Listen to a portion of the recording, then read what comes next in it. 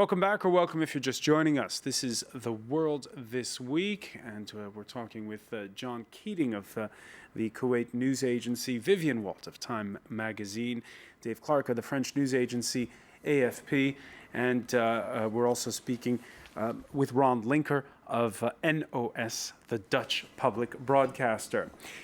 They make an unlikely pair. One is short, the other's tall. One's a bit impulsive, the other always sticks to what's on the teleprompter.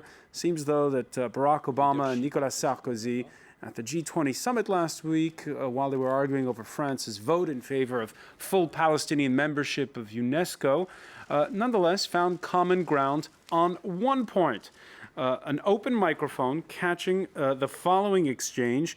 Nicolas Sarkozy saying, "I can't stand the sight of him being Netanyahu anymore. He's a liar." Obama retorting, "You've had enough of him, but I have to deal with him every day." Vivian Walt, we've had open mic blunders in the past. This is definitely a blunder coming out because both of these presidents are in the run-up to a presidential re-election bid.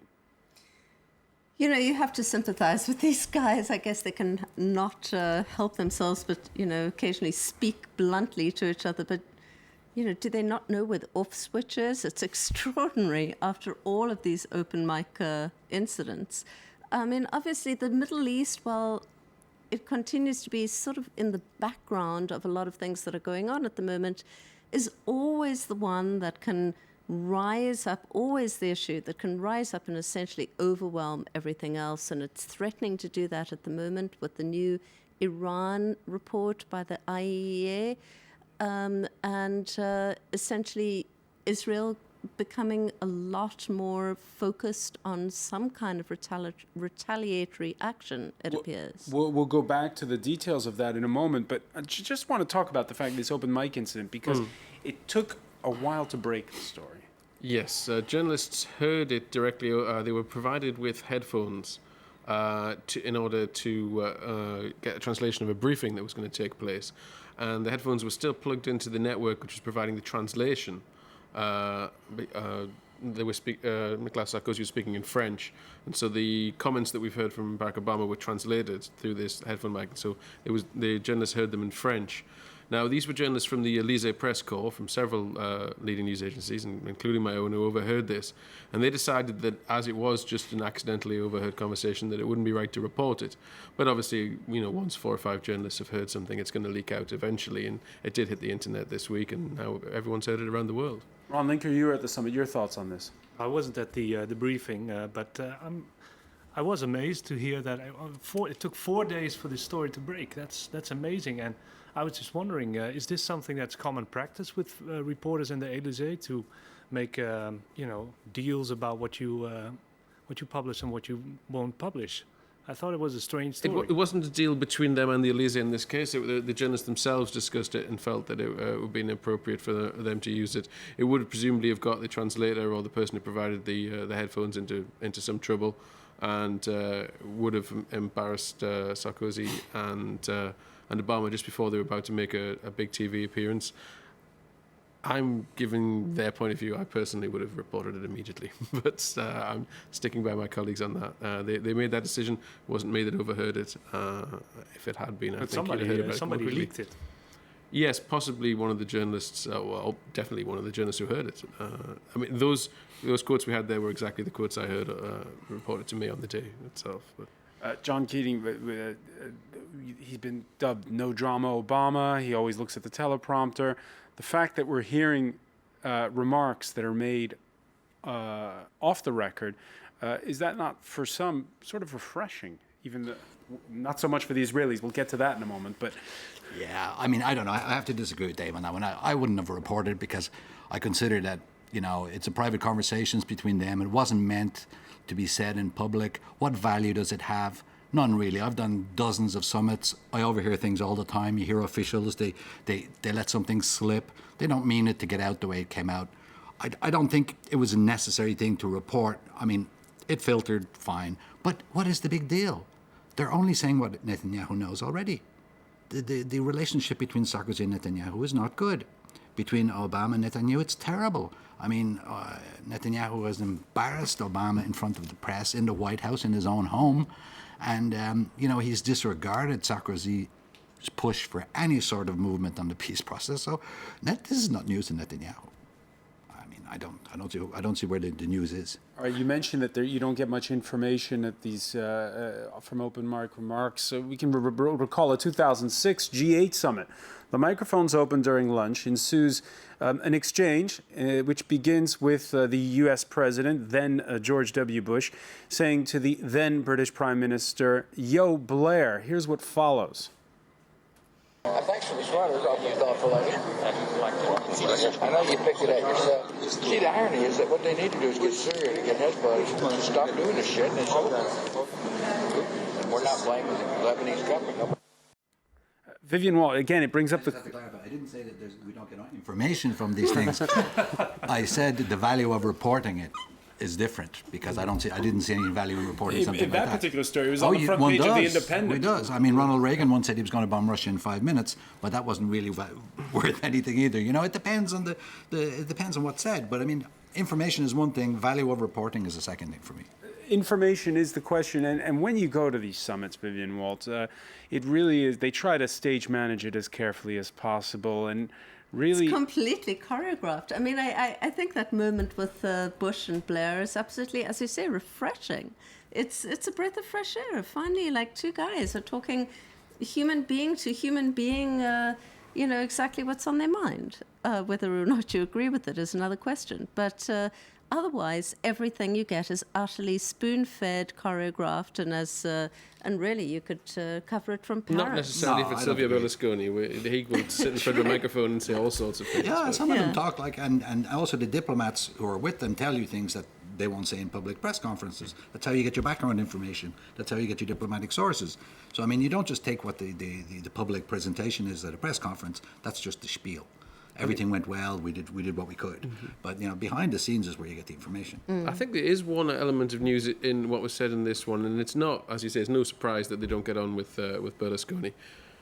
Barack Obama talks with Netanyahu. Barack Obama said he talks to Netanyahu every day. If I was in Tehran, that's the bit I'd be thinking about. Yes. What does the White House... Do you think he does, really? I don't think so. No. I think that also Obama, if you reread exactly verbatim what he said, it could be interpreted two ways. He could be saying, okay, you're lucky you don't have to deal with this guy every day. I have to deal with him every day, or words to that effect. But he wasn't saying that he's tired of dealing with him every day. He was actually quite cautious in his response, I thought, rather more than being ready to it. And the quote that we saw on the screen just then, that was the English translation of a French translation of what Barack Obama said in English. So we need an Israeli translation. Whatever was translated. In any case, the Israelis not playing it down. In the debate on Wednesday, we had the Deputy Speaker of Parliament in Israel, Likud's Danny Danon. I think it was disrespectful, and I think we all should be ashamed, President Obama and Sarkozy, and I think we should learn from that incident that the Prime Minister should do what is good for Israel. He should not try to appease President Obama or Sarkozy, because we know now what they think about him. It was a message to us. We should do what is good for us, and we should not try to appease the superpowers. On the one hand, we have Israel, if it's talking like that, it's because perhaps we have, for instance, on the one hand, the remarks made by Obama, as John was saying, no state secrets revealed there. On the other, French satirical weekly Le Canard Enchaîné this week revealing that late September, the Americans delivered 55 bunker-busting bombs to the Israelis, with an eye, of course, to the development of Iran's nuclear program, Ron Linker. Where do the Americans sit in all of this when you hear Danny Danon and when you hear Barack Obama? Well, I think that President Obama is not only looking at Iran, but maybe he also has to factor in his own domestic politics. There's an election year coming up. In 1 year, he wants to be re-elected, and big part could be the support of the American Jewish vote. So that's one thing he has to factor in. As far as the military preparations go for Iran, I don't know whether or not the elections may be an appropriate moment for this president to start another front on that. On the other hand, if you look at the latest reports from IAEA, the situation does seem very disturbing. What's going on? Dave Clark, what do you see Israel doing now? Well, I think we've got a little bit of a pause. Strangely, the rhetoric seems to have amped up, but the reports coming out of Israel are that they were pleased with the IAEA report in the sense that now the world has seen the evidence, and they think they can slow down their own preparations, perhaps, while waiting to see whether China will come on board with some kind of U.S. action. Obviously, the best thing would just be for the Iranians to step down their program, but the next best thing would be international action. Unilateral Israeli action against Iran's a disaster for everyone concerned. And on the delivery of the bunker-busting bombs, it could be interpreted as giving Israel the means for a last-minute strike, so that they don't feel they have to start a prolonged air campaign now. It doesn't need to be interpreted as encouraging Israel to launch its strikes. It's reassuring Israel that if it does have to come to that, then they're well equipped for it, and gives them a bit more time to work the diplomatic angle. John Keating, the French may have voted yes when it came to Palestinian membership of UNESCO, but they've been very fiery in their rhetoric against Tehran this week. Absolutely, absolutely. I mean, there's no question about the unanimity of the position on Iran and developing nuclear weapons. Iran has signed the Non-Proliferation Treaty. It's violating the treaty. That's clear.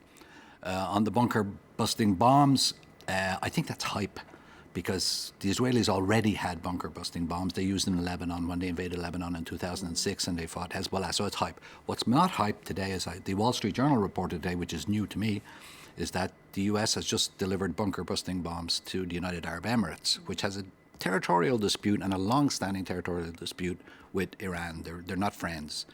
So I think the Israelis won't move without American approval. They asked approval from Bush. He said no. And now they're asking from Obama, I'd say, and he's saying no. So what to do with Iran? I really am lost, because if anyone attacks Iran, they're going to attack Saudi Arabia, Kuwait, Bahrain, Qatar. They're going to pepper that whole area with missiles. They're going to sink ships in the Strait of Hormuz and block oil. Oil will be at $250 within a week. It's a very, very difficult one. Right. Sanctions aren't working. 4 rounds of sanctions in the UN, I really don't know. If they block the Straits of Hormuz, then that's going to damage the Chinese economy, and then we can kiss goodbye to the recovery. That didn't bother them before when they started attacking all the tankers running up and down the Gulf. Yeah. I mean, the Iranians have a very, very specific, single-minded policy, and they're very united inside Iran. If there's external intervention in Iran, they unite behind it, no matter what the internal difficulties are. They're a very, very nationalistic people, very distinct from the Arab mentality in fighting and etc. So, I mean, I would say it's very unpredictable.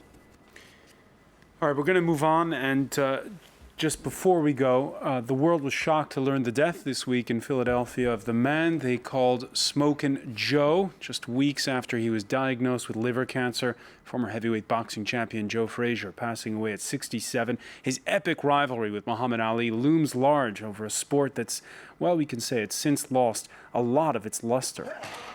One punch and then first round knockout, and he was out until a count of 10. I predict the fight wouldn't go the distance. Oh, won't I'll go the stop distance. it. Stop me. You. How soon? What round? Look, don't let him obligate 1 you. to 10. You be out there. I wouldn't bet you.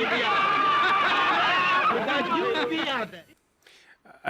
Dave Clark, when you think back to that, it really was a golden age, and it was really an epic rivalry is an understatement.